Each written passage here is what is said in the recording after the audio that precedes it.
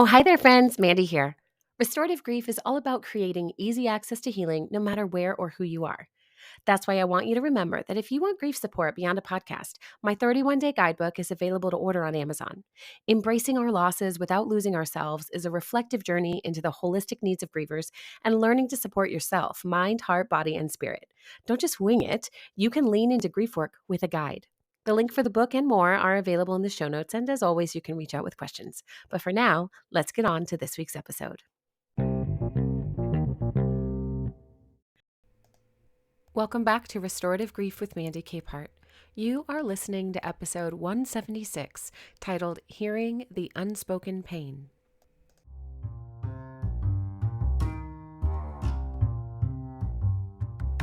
Active listening is a powerful tool in the realm of grief support and grief work. At its core, it's about creating a space where individuals feel truly heard, understood, and validated.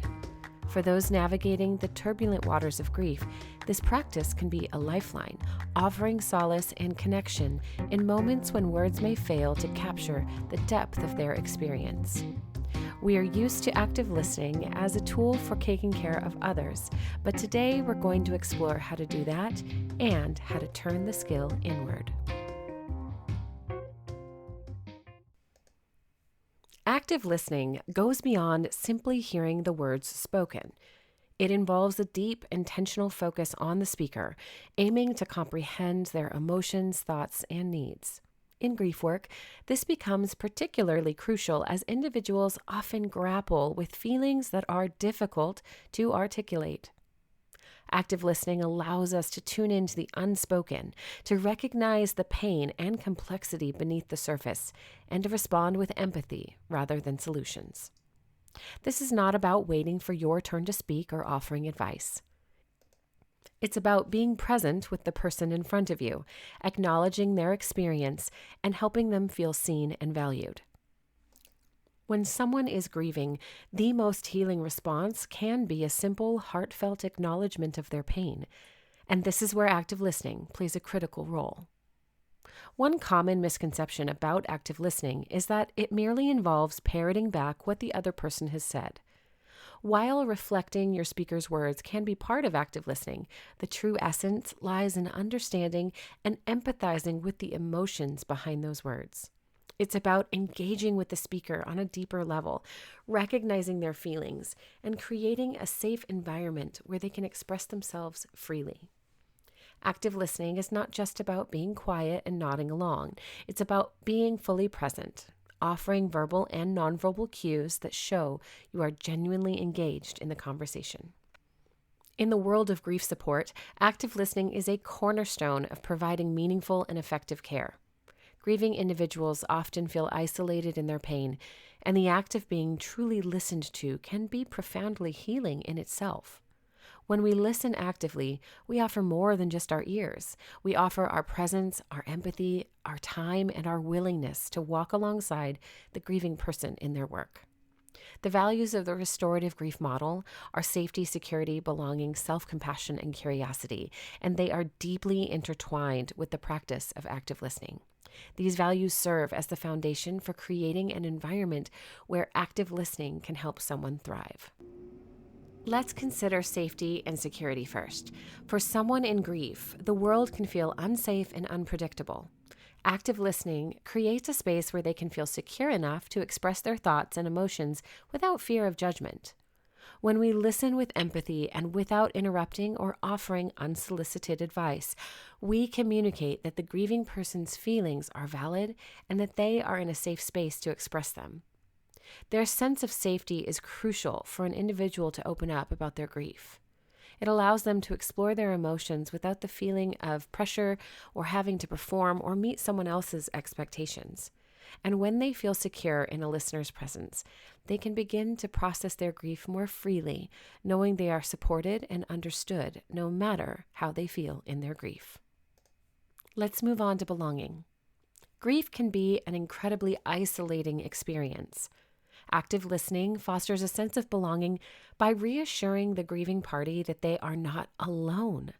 It shows them that someone is willing to sit with them in their pain and to hear their story and share their sorrow without minimizing it or bypassing it for their own comfort.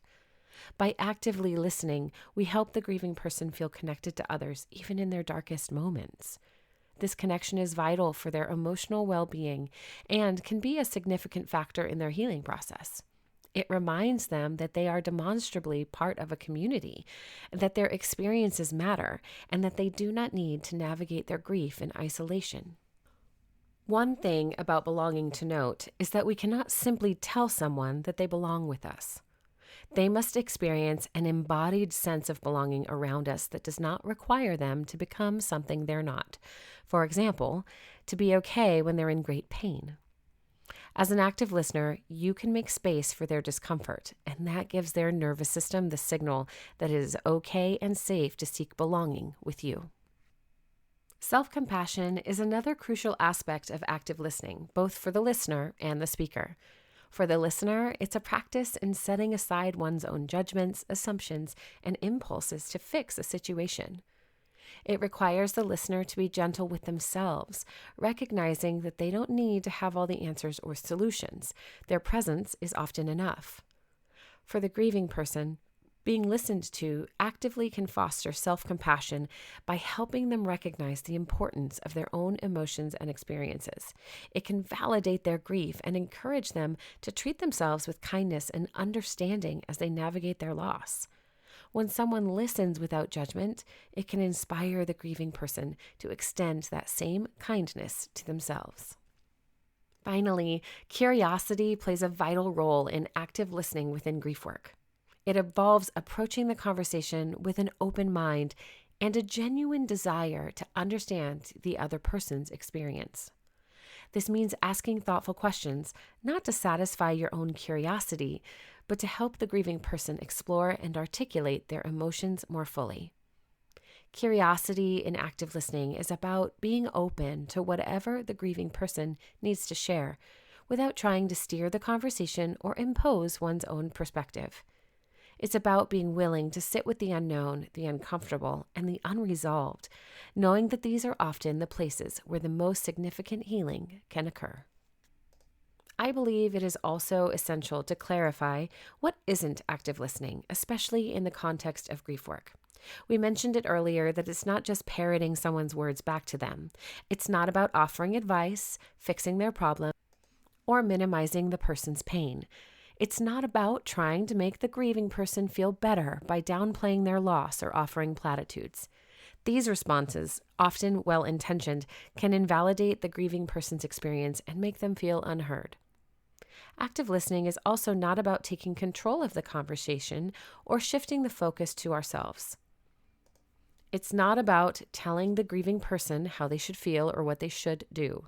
That's shoulding on people, and we don't do that. Instead, it's about being fully present, offering a compassionate and non-judgmental space for them to express themselves. The importance of active listening in grief work cannot be overstated. When someone is grieving, they often feel overwhelmed by a flood of emotions that can be difficult to navigate alone. Active listening provides them with a lifeline, a way to process their emotions in a supportive environment.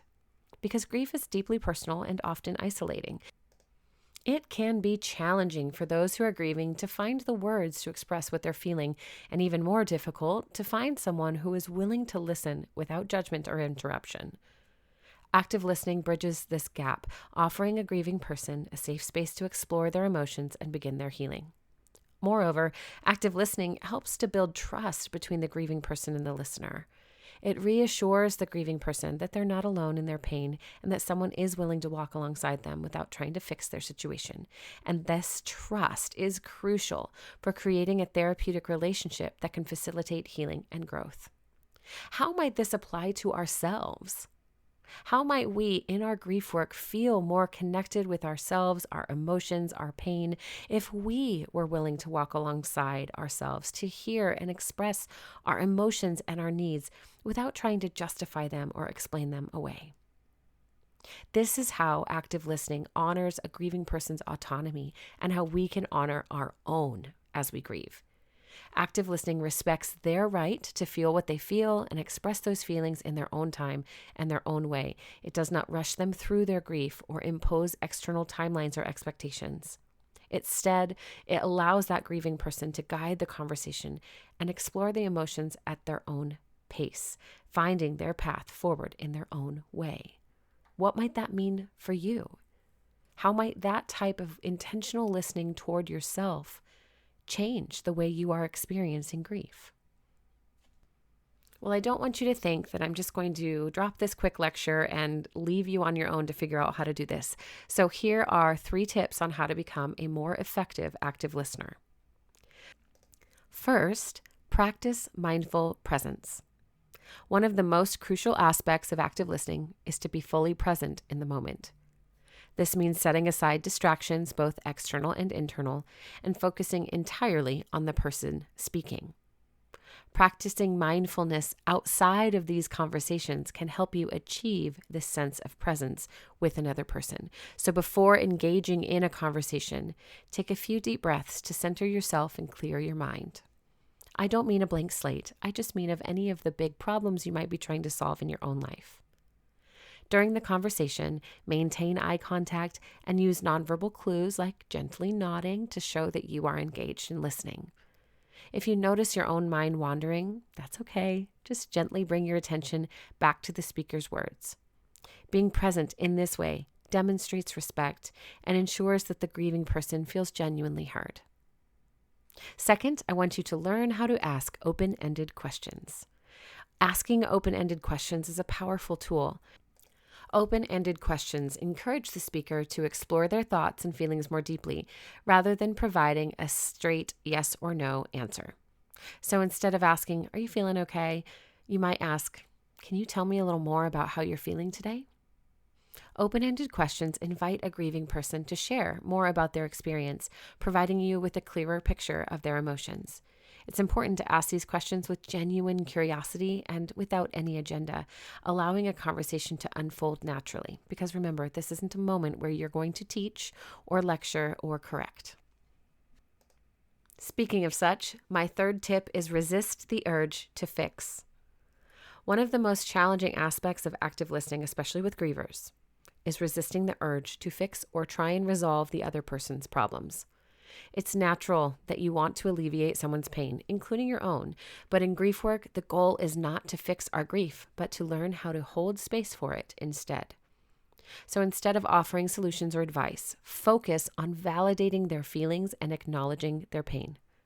Phrases like, "That sounds really difficult," or "I'm here with you," can be more supportive than trying to offer a solution. Remember, the most healing thing you can do is be present and listen without judgment or interruption. Active listening is a powerful tool in grief support and grief work. It requires more than just hearing words. It demands a deep, empathetic engagement with the grieving person's emotions and experiences, and that means you as well. By practicing active listening, we can create a space of safety, security, belonging, self-compassion, and curiosity. A space where the grieving person can be truly heard, understood, and supported. This is not a skill reserved for therapists or professionals. It's something we can all develop and practice in our everyday interactions. By doing so, we can begin to offer meaningful support to those who are grieving, helping them navigate their loss with compassion and understanding. Active listening matters because it reminds us that even in our darkest moments, we are not alone.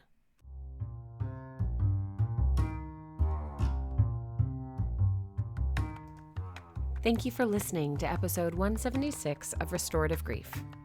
Active listening is for all of us, and in this tense cultural atmosphere, developing this skill set is more important now than ever. Practice the 3 tips offered in your next conversation, grief-related or otherwise. What do you notice in yourself that feels uncomfortable? What do you notice about the person you're with is saying or not saying? How can you continue to remain present and mindful of the person speaking without abandoning them to pay attention to yourself and your own discomfort? There are going to be an abundance of opportunities for you to practice active listening in the future. And while there are helpful ways to do it, there's not really a wrong way. When you're offering your best attention to someone and showing up in a curious and compassionate way, you're doing it well. If this is your first time listening to the podcast, thank you for being here. I realize this topic isn't new, but this is a crucial aspect of the restorative grief model. Understanding the role of active listening in our work as grievers and grief supporters is an ongoing task we can support one another within. Please be sure to leave a review on Apple Podcasts or Spotify or wherever you're listening, and subscribe so you won't miss out on weekly episodes and all the great guests coming up soon. Thank you again to my patrons of the show. You are a gift, and I'm so grateful to partner with you for this work. And as always, before we go, one last thing. Please remember, the only solution for grief is to do the work of grieving. Thank you for listening. I'll see you next week.